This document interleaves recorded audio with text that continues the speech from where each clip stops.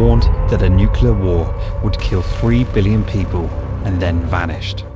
His name was John Titor, and this is the 3 biggest gaps in his story no one can explain. He claimed to be a soldier from 2036, travelling back in time to save the future. He dropped real technical secrets no one should have known, and posted blueprints for a time machine that looked terrifyingly real. For 25 years, the internet's been obsessed with finding the truth.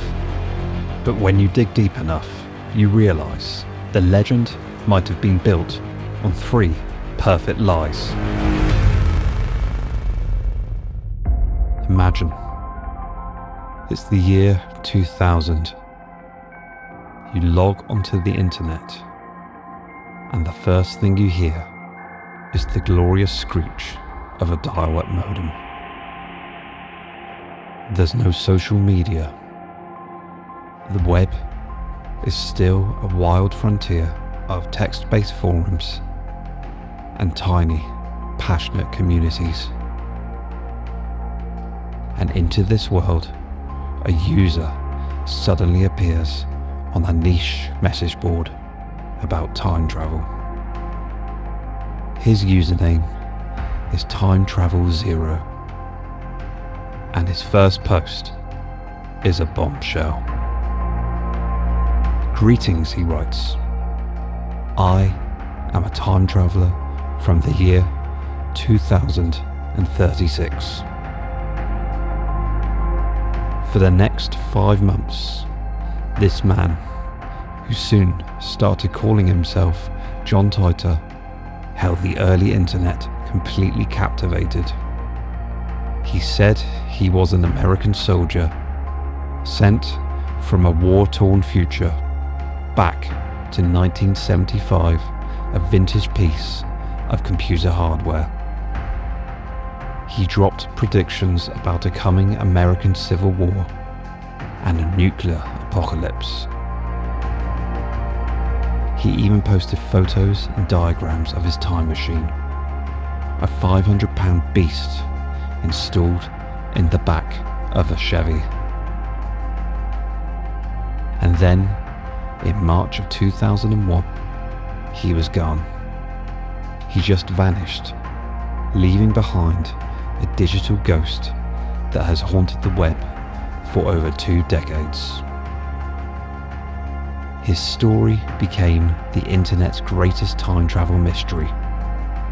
For years, it's been the gold standard of online folklore. But there are many flaws hiding in this legend. And now we're not just retelling the story. We're going to look at the 3 biggest lore gaps that just don't add up. The gaps that even after all this time, many are still obsessed with. Before we get into the cracks of the legend, here's the essential backstory for anyone who hasn't fallen down this particular rabbit hole yet.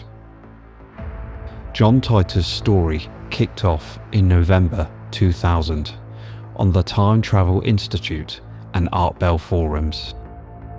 He said he was a soldier from Tampa, Florida, living in 2036.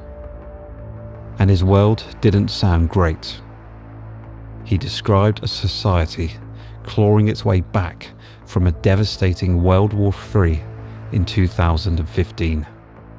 A nuclear war that killed nearly 3 billion people and shattered the United States. His mission, he claimed, had 2 parts. The main goal was to go to 1975 and get an IBM 5100 portable computer. Why? He said that this specific ancient machine had a secret feature that let it debug old computer code. This was supposedly critical for saving the tech infrastructure of his post-apocalyptic world from a massive Unix bug. Kind of like a future Y2K. The reason he was picked for this mission was personal. His grandfather was one of the engineers who actually built the computer. His second mission was stopping over in our timeline to visit his family, grab old photos that would be lost in the war, and warn a world he saw as totally blind to its own doom.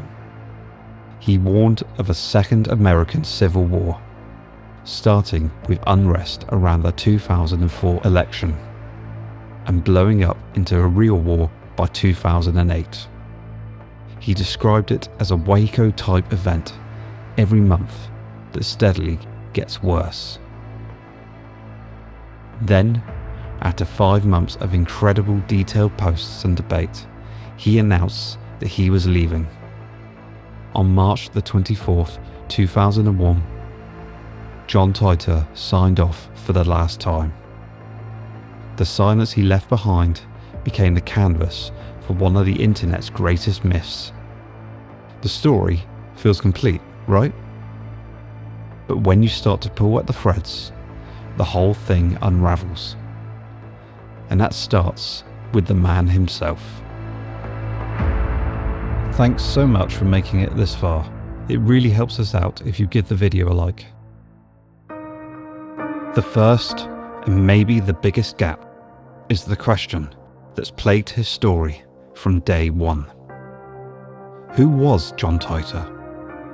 For a guy who shared so many details about future wars, time travel, physics, and his family, his own identity is a total black hole. No public record of a John Titor or any family matching his story has ever been found. He's a ghost, a persona with no person. And this anonymity is the story's greatest strength and its most glaring weakness. In the years since he disappeared, investigators have been trying to unmask the time traveller.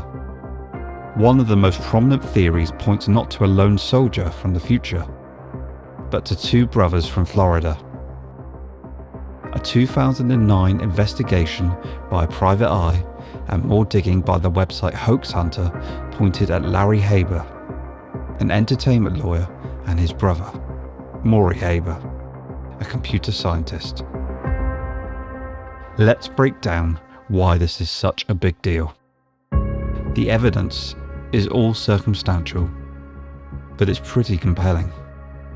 An IP address, a link to some Titor posts, was traced to Celebration, Florida, where Maury Haber was living at the time. Even more telling is what happened after Titor vanished.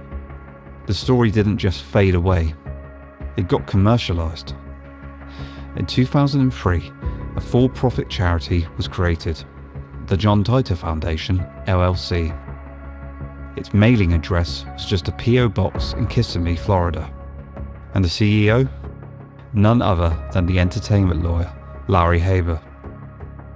The foundation published a book, John Titor, A Time Traveller's Tale, and even trademarked Titor's military insignia.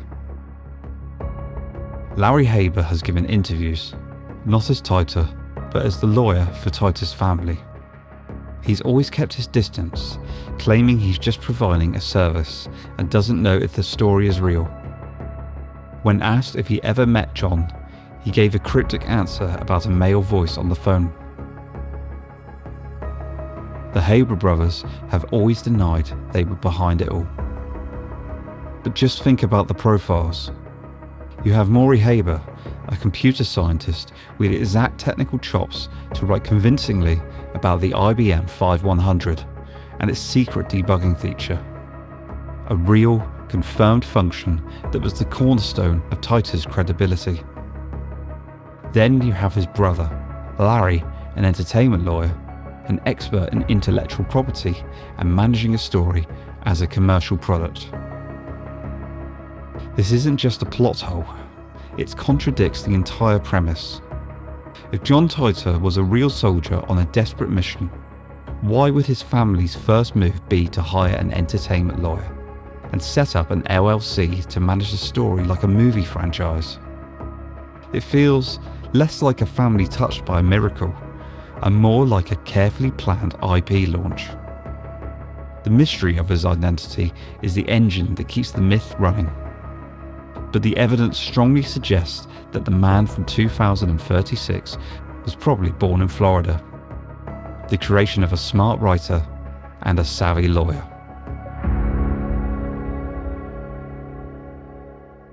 Gap 2.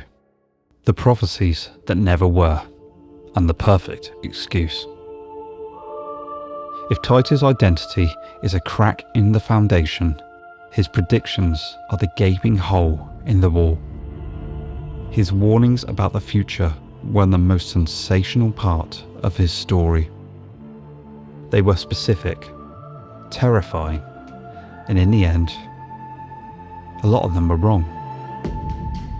This is the second huge law gap, the paradox of his failed prophecies and the genius excuse he baked into the story for them.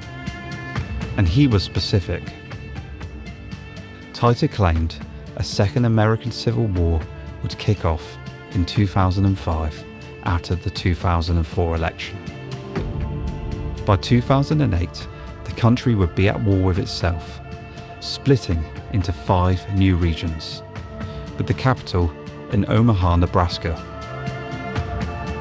This would lead to a short but devastating World War III in 2015, where Russia would nuke America's major cities, and we'd nuke them back. 3 billion people would die. Obviously, none of that happened. 2005 came and went. 2015 passed without nuclear fire. The world he described never materialized. For any other prophet, that's game over. Case closed. But John Titor was different. He built the perfect escape hatch into his law from the very beginning. He used the many worlds interpretation of quantum physics, kind of like a multiverse. Titor explained that by travelling to our past, he didn't change our future, he created a brand new timeline. Every time travel trip creates a world line that splinters off from the original. His very presence here, he said, had already created a divergence between our world and his. About 1 to 2%, he estimated. So his predictions weren't wrong, they just weren't for us. They were a history of his world line, which we were no longer on. The explanation is both brilliant and infuriating. It's a classic unverifiable claim. There's no way to prove him wrong, because any evidence that contradicts him, like the fact that we're all still here, is just proof of the divergence he talked about. It's a perfect, self-sealing argument. This is what makes the Titor story so endlessly debatable. Skeptics see it as the ultimate cop-out, to make sure his story could never be debunked. Believers see it as a legitimate explanation based in real physics. They argue that maybe we dodged a bullet because he warned us. This perfect excuse elevates the story from a failed prophecy into a philosophical puzzle. It blends real theory with fiction, so well that it's just plain compelling. The gap isn't just that he was wrong, it's that he gave us a reason to keep believing anyway. If you're enjoying this content, don't forget to subscribe so you don't miss out on more videos just like this. Gap 3. The blueprint for an impossible machine. The final law gap is maybe the most audacious of all.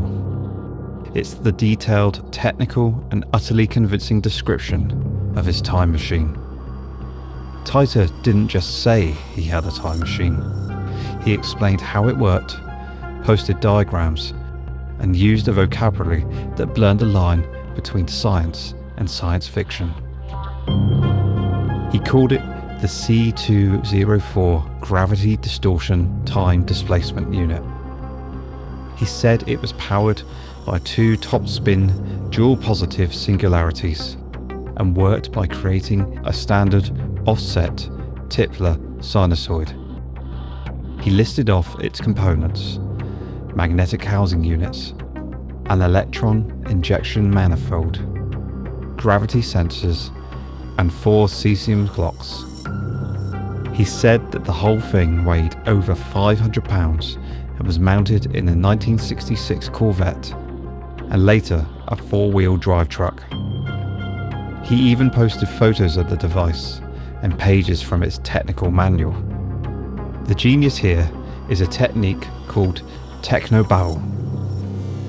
Titor expertly mixed real high-level physics concepts with pure fantasy. Micro-singularities, miniature black holes are a real theoretical concept. Tipler cylinders are a hypothetical idea for time travel. Cesium clocks are our most accurate timekeepers. By grounding his wild claims in a few nuggets of real science, he gave his story an aura of credibility. But his ace in the hole was his knowledge of the IBM 5100. When he claimed this obscure 1970s computer had a secret undocumented ability to debug mainframe code, people were skeptical. But then a former IBM engineer who worked on the 5100 confirmed it. It was true. This one verifiable, obscure fact made all of his other claims feel more plausible. If he was right about that, what else was he right about? Of course, when physicists actually look at this science, it falls apart. While things like black holes and Tipler cylinders are subjects of real speculation, Titor's application of them is pure fiction. His explanations sound like someone who skimmed a few pop-up science articles and mashed the words together. The blueprints look impressive, but they're functionally meaningless. It is a masterpiece of plausible-sounding nonsense.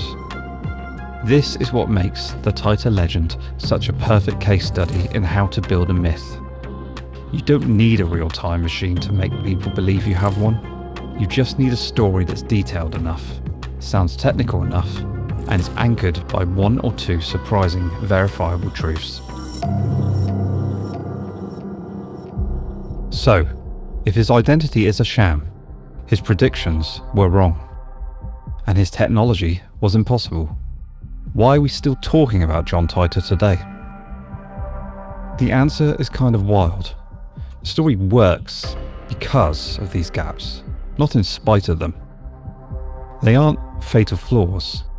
They are the features that make the legend unshakable. The obscurity turns everyone into a detective of an unsolvable case. The many worlds theory excuse turns failed predictions into philosophical debate that never has to end. And the pseudoscience blueprints make the impossible feel just plausible enough to make you wonder, what if? The Titor saga was more than a story. It was a pioneering piece of digital folklore. It was basically an alternative reality, a multiverse. Its influence is huge. It was a direct inspiration for the massive popular anime series Steins Gate, which used many of Titor's core ideas. Ultimately, our obsession with John Titor says more about us than him. It taps into our fascination with time travel, the idea that the future isn't set, and that maybe someone could warn us before we make our worst mistakes. It's a story about the hope and fear wrapped in a mystery. The legend is a digital campfire story for our modern age. There may never have been a man from 2036, but the story he told is still travelling through time, as compelling today as it was all those years ago. So, I have to ask you, what do you think? Which of these gaps do you find the most convincing, or the most frustrating? Is it the mystery of the Haber brothers, the paradox of the failed prophecies, or the impossible science of the time machine?